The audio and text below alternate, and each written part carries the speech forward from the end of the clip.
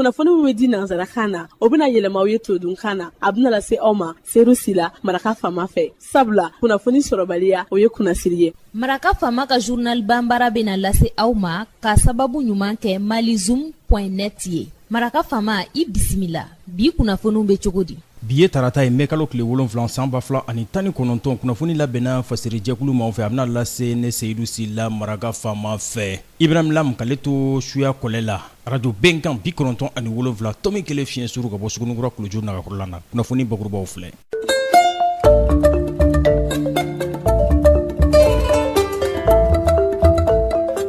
Club 66 ni y'a siɲɛ 9nan ye a bɛɛ dɛmɛdonɲɔgɔnya tɔrɔmɔɲɔgɔnko la k'o ta ka ɲɛsin maa damadama ma olu k'o kɛ jagokun ye. Maa saba min dɔgɔkun kɔnɔ n'olu ye garijɛgɛ sɔrɔ olu taru ka chèquew minɛ kununko ntɛnɛndonya mɛkalo tile 6 Club 66 mɔgɔw dagayɔrɔ la Sulemanibugu la ka ɲɛsin radio RFM ma. Fali kojugu min kɛra Ogosagu siganama maa tan Baɲango tigɛ dara olu kan. Sɛgɛsɛgɛliw olu waleyalen. Barabla ɲɛbila sɛbɛn kura o ladonna lakɔlikaramɔgɔw fɛ minnu y'u bolonɔ bila octobre kalo tile 15 san 2016 o bolonɔ bila sɛbɛn na kunungo k'a fɔ u bɛna tile 27 baarabila u bɛna o waleya. Dɔnkibaara kumabaw olu ye nin ye minnu bɛna walawala aw ye sisadaani na aw ni ce maraka faama ka journal banbara lamɛnli la dante aw la koyi an b'aw fo.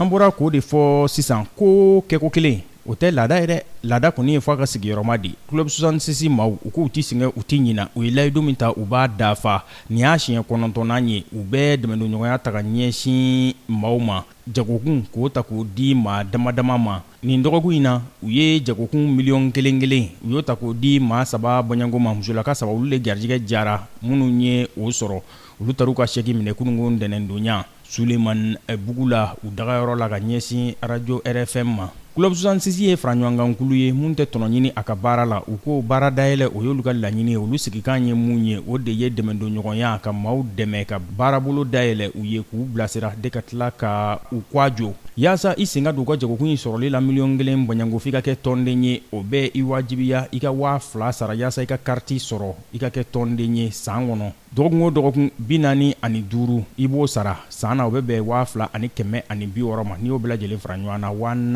4160 san mun mɛn e kan ka o de sara yaasa i ka tɔndenya ka jidi. Club 66 a secrétaire général Musa Balo a b'i dannatigɛ. An ka laɲini ka ɲɔgɔn dɛmɛ ka baarako nɔgɔya ka ɲɔgɔn dɛmɛ ka baloko nɔgɔya ka ɲɔgɔn dɛmɛ kalanko la kɛnɛyako la ka ɲɔgɔn dɛmɛ hali musakako la ka da kan maliyɛn bɛɛ bɛ se dɔɔnin na maliyɛn caman bɛ jago b'u joli la mais jago tɛ se ka kɛ ni fɛn min tɛ o ye wari ye wari ko in souvent o de ye problème posé donc hakilina in nana de walasa an ka se ka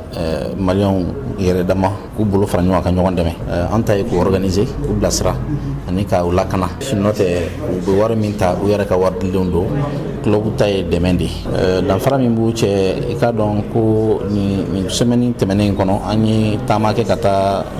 Bamako kɔfɛ an taara an sera Kucala an sera Fana an sera Sikaso an y'a ye k'a fɔ jama sigilen don k'an kɔnɔ an yɛrɛ nisɔndiyara kosɛbɛ k'a ye k'a fɔ caman tun b'a dɔn déjà k'an bɛ yen donc an taara kuma yɛrɛ ma gɛlɛya donc o de kama an nisɔndiyara nin semaine na ni Ala sɔnna ma semaine nataw la an bɛna taa an ka agence dayɛlɛ nin yɔrɔ kofɔlen ninnu na mɔgɔw sigilen don k'an kɔnɔ mɔgɔw bɛ fan bɛɛ fɛ walasa ka se k'u tɔgɔ sɛbɛn. Musa Balo ka fɔ la a ko Club 66 bɛ tɔnden maa 60 Baɲango de la an bɛ donni min na i ko bi olu ka laɲini ye don nataw la dɔgɔkun o dɔgɔkun maa 200 u ka se ka miliyɔn 1 sɔrɔ k'o kɛ jagokun ye. Huissier de justice Sulemani Kulibali n'ale bɛ maître Kaba Keita ka étude la ale ko sugandili bɛ kɛ 100 sarada la maa 75 fɔlɔ minnu nana ka na u tɔgɔ sɛbɛn sugandili bɛ kɛ olu cɛ la ka jagokun di maa dɔw ma a tɔ 25 o ye maa minnu nana kɔfɛ sugandili bɛ kɛ olu fɛnɛ cɛ la u ka kunnafoni di ɲɛnabɔba n'o ye Fuseni Layiko Tarawele ye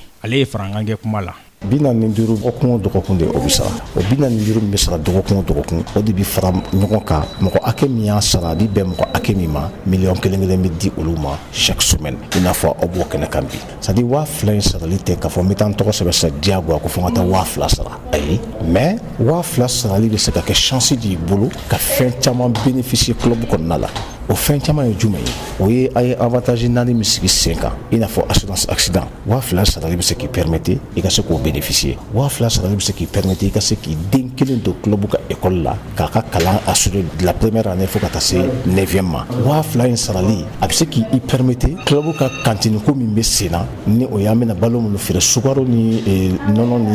ni malo min bɛna feere 2000 in sarali bɛ se k'i permettre k'olu bénéficier ani i ka se k'i yɛrɛ furakɛ tuguni maintenant 45 sarali ni 2000 sarali tɛ fankelen fɛ jama ka ca mɔgɔ kelen k'a fɔ ko n'i ye miliyɔn 1 sɔrɔ i bɛ tila ka taa k'i bɛ taa makantaga nɔfɛ walima i bɛ taa dutɛrɛ nɔfɛ walima i bɛ taa bourse nɔfɛ non n'i ye makantaga sɔrɔ i donna o de kama e donkun ɲɛnabɔra maintenant i bɛ se ka avantage de bénéficier mais i tɛ se ka taa fɛn wɛrɛ nɔfɛ tuguni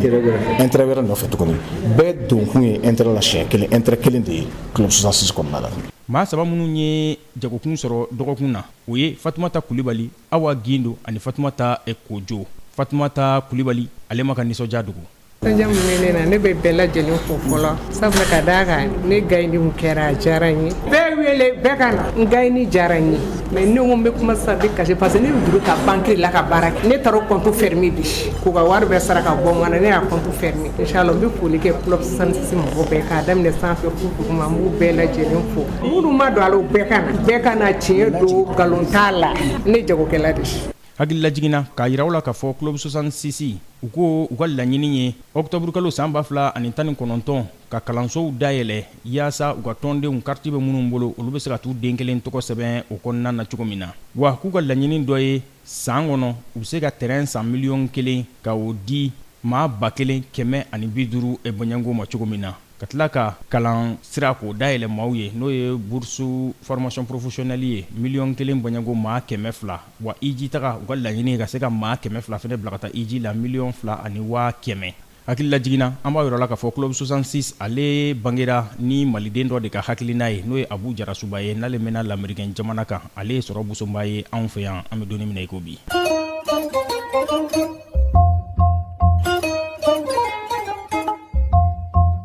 fali jugu min kɛra ogosagu jamana camancɛ bolo fɛ sɛgɛsɛgɛliw olu kɔfɛ a jirala ko tigɛ dara sɛgɛnama maa 10 bɔɲango kan u ka sɛgɛsɛgɛlikɛla minnu bɛ n'olu bɛ pôle antiterroriste o kɔnɔna na olu de ye nin kumakan ka dangɛnɛmaya k'a fɔ fali cogo jugu min kɛra marsikalo tile 23 tɛmɛlen ogosagukaw fɛ yen dɔgɔnɔ dugu la k'a kɛra misimisi ko ye kosɛbɛ kosɛbɛ k'a sababu kɛ su bɔtaw cayara kosɛbɛ ɲiningali sera maa minnu ma maa 100 ni maa 20 baɲango alamisa don mɛkalo tile 2 tɛmɛlen procureur pôle antiterroriste Bouakar Sidiki Samake a y'a jira k'a fɔ ko fali cogo jugu min kɛra maa 100 ni maa 62 k'olu bɔnɛna u nin na maa 64 olu joginna so 100 ani so 13 olu jenina bugu 303 olu jenina jigiɲɛ o 105 olu jenina gwata o 60 baɲango olu jenina bolimafɛn sen 4 olu jenina moto 18 o jenina nɛgɛso 4 o jenina bagan 80 olu bɔnɛna u nin na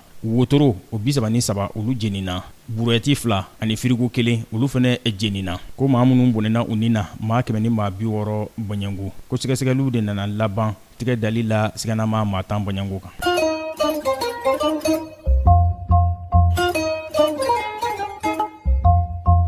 lakɔlikaramɔgɔw ka solinadon jɛkulu mun ye tɛgɛnɔ bila kɛ octobre kalo tile 15 san 2016 o bɛnkan sɛbɛn na u ye baarabila ɲɛbila sɛbɛn préavis de grève u y'o ladon kunungo k'a fɔ u bɛna tile 27 kɛ baarabila la mun bɛ dabɔ arabadon mai kalo tile 22 ka kuncɛ jumadon juin kalo tile 28 san 2019 u ka ɲinifɛn ye 3 ye ko n'olu ma ɲɛnabɔ ko o da kelen don han ko baarabila waleyatɔ dun fɔlɔ u ye ka lajali tɔrɔmɔɲɔn d'u ma u bɛ mun kɛ ka so sara lakɔlikaramɔgɔw kɔni filanan u ye ka ɲɛdama kɛ u ka sɛbɛn na n'o bɛ décret numéro 529 PRM du 21 juin 2013 n'o de bɛ lajali tɔrɔmɔɲɔn kofɔ ka ɲɛsin ka di lakɔlikaramɔgɔw ma examenw ani concours waati la ko ani ka nɔgɔyali kɛ lakɔlikaramɔgɔw ye u bɛ se ka jamana ka foroba baarakɛyɔrɔw k'olu lasɔrɔ nɔgɔya la cogo min na.